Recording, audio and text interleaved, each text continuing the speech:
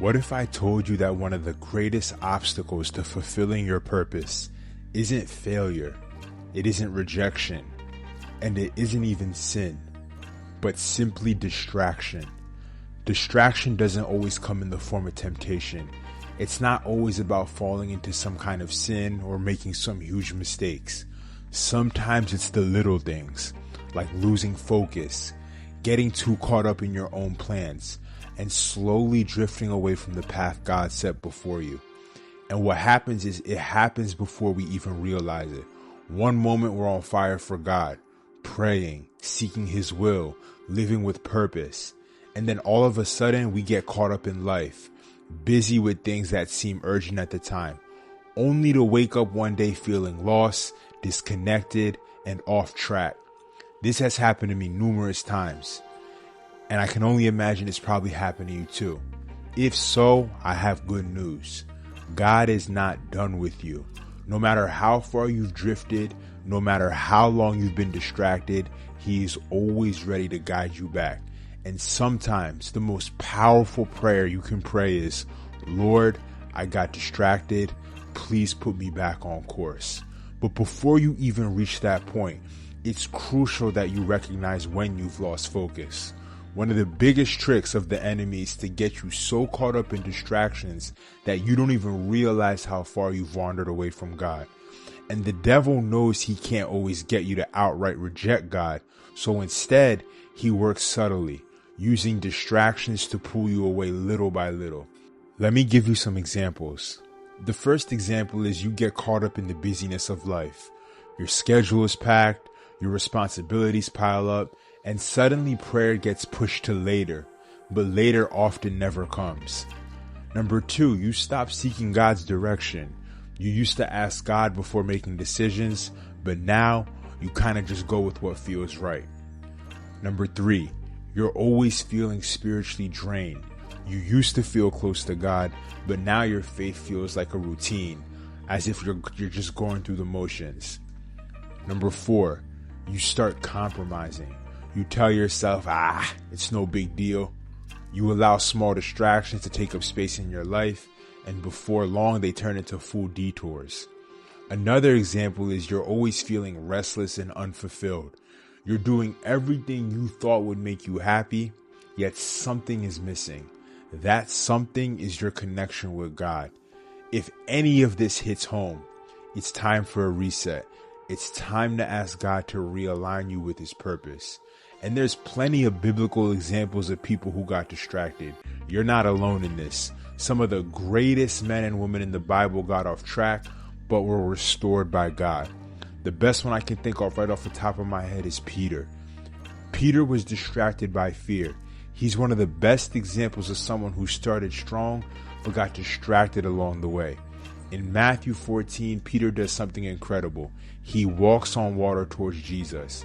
As long as his eyes were fixed on Christ, he did the impossible. But what happened? The second he took his eyes off Jesus and focused on the wind and the waves, he started sinking. That's exactly how distraction works. As long as our focus is on God, we're moving forward. But the moment we start focusing on the problems around us, the fear, the stress, the uncertainty, we begin to sink. But here's the key. Peter didn't drown. Why? Because he cried out, Lord, save me. And immediately, Jesus reached out and pulled him up. Now, maybe you feel like you're sinking right now. Maybe you feel overwhelmed, like you've lost your way. Here's the good news. All it takes is one cry to God, and He'll pull you right back in. Another example is the prodigal son. That's in Luke 15. It's a perfect picture of what happens when we let the world distract us. He had everything he needed in his father's house, but he thought there was something better out there. He left home, he chased temporary pleasures, and ended up lost and broken. But the moment he realized the truth, he humbled himself and went back home. And how did his father respond? He didn't reject him. He didn't make him earn his place back. His father ran to him, embraced him, and restored him. And that's exactly how God treats us when we return to Him. No matter how long you've been gone, He's waiting with open arms. And we all know the story of Samson, distracted by his desires. Samson had a calling. He was set apart by God to be a mighty deliverer for Israel.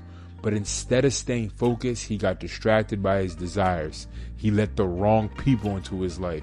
He played around with temptation, and he compromised little by little until he lost everything, even his strength.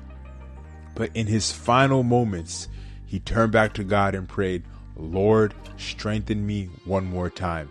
And that's exactly what God did. Even when you feel like you've messed up too much, God can still use you if you surrender to him.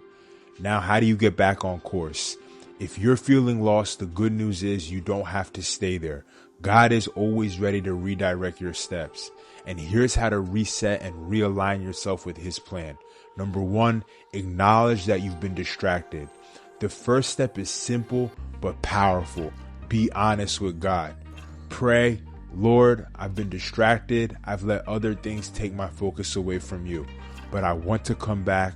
Please help me refocus." God doesn't need a fancy prayer, big words like you see a lot of people doing. He just needs a surrendered heart. Number two, make time for God again. I want you to think about this. How do you rebuild a relationship with someone you've drifted apart from? You spend time with them. So start small. Set aside 10 minutes a day to pray and read the Bible. Listen to worship music that stirs your heart. Ask God to speak to you and be still long enough to listen. Number three, identify and remove the distractions. Ask yourself, what has been pulling me away from God? Has it been social media? Has it been toxic relationships? Has it been the busyness and the chaos of the world? Worry, anxiety, a certain habit or mindset? Whatever it is, cut it back and make room for God again. Number four, obey God's leading. Once God starts speaking to you, follow his direction, even if it means making tough choices, even if it feels uncomfortable. Obedience brings clarity.